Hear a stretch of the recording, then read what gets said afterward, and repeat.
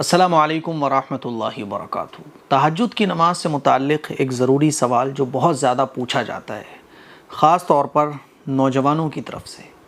کہ مفتی صاحب کیا تہجد کی نماز کے لیے سونا ضروری ہے؟ کیونکہ آج کل آپ نے دیکھا ہوگا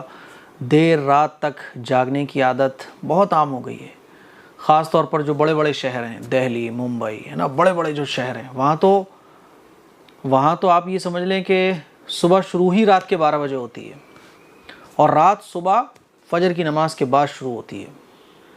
یعنی رات دن ہو گئے اور دن رات ہو گئے۔ لوگ صبح دوپہر 12 بجے تک سوتے ہیں اور پھر رات کے 3-4 بجے تک جاگتے ہیں۔ اب سوال یہ پوچھتے ہیں کچھ لوگ کہ چلو جب اتنا جاگ ہی رہے ہیں، رات کے 12-1 بجے تک موبائل چلا ہی رہے ہیں، بلکہ کھانے کی ٹائمنگ بھی آج کل لوگوں کی 11-12 بجے ہو گئی ہے، تو پوچھتے ہیں کہ جب اتنا موبائل چل رہا ہے، سب کچھ ہو رہا ہے، تو کیا تہجد کی نماز پڑھ سکتے ہیں؟ اب ذہن میں یہ آتا ہے کہ یار سوئے تو ہے نہیں ہے، اور اگر سو جائیں تو پھر اٹھیں گے تو وہی 11-12 بجے،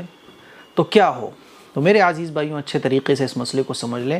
کہ تہجد کی نماز کے لیے سونا ضروری نہیں ہے۔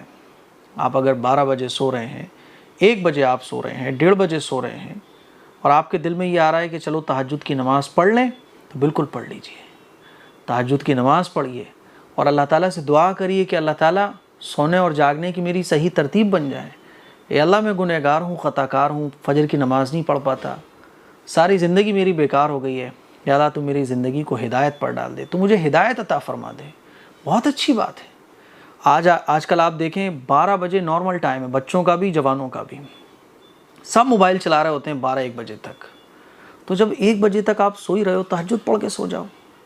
تو تہجد کے لیے سونا ضروری نہیں ہے، بلکہ تہجد کا جو وقت ہے نا، وہ تو عشاء کی نماز کے بعد شروع ہو جاتا ہے۔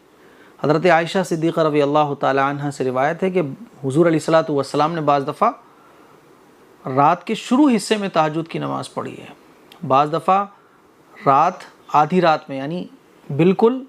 بیچ رات میں حضور علیہ الصلوۃ والسلام نے تہجد کی نماز پڑھی ہے، شروع رات میں، پھر آدھی رات میں، اور آخر زمانے میں حضور علیہ الصلوۃ والسلام نے رات کے اخیر حصے میں تہجد کی نماز پڑھی ہے۔ اور اصل وقت جو تہجد کا ہے، جس میں رحمتیں اور برکتیں خوب زیادہ ہوتی ہیں، وہ آخری حصہ ہے تہجد رات کا، یعنی فجر کا ٹائم جب شروع ہوتا ہے نا، تو فجر کے ٹائم سے پہلے کا جو وقت ہے وہ تہجد کے لیے بالکل بیسٹ ٹائم ہے، یعنی فجر کا ٹائم شروع ہونے سے آدھے پون گھنٹے پہلے کا جو ٹائم ہے وہ بیسٹ ٹائم ہے تہجد کا۔ لیکن پھر بھی اگر کوئی پہلے پڑھ لے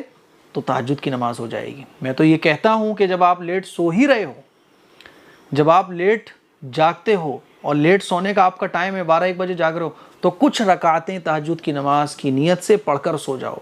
دعا کر کے سو جاؤ۔ روزانہ جب آپ اس طرح سے انشاءاللہ دعا کر کے تہجد کی نماز پڑھ کر سو گے تو مجھے امید ہے اللہ تعالیٰ ہدایت سے نواز ہی دے گا۔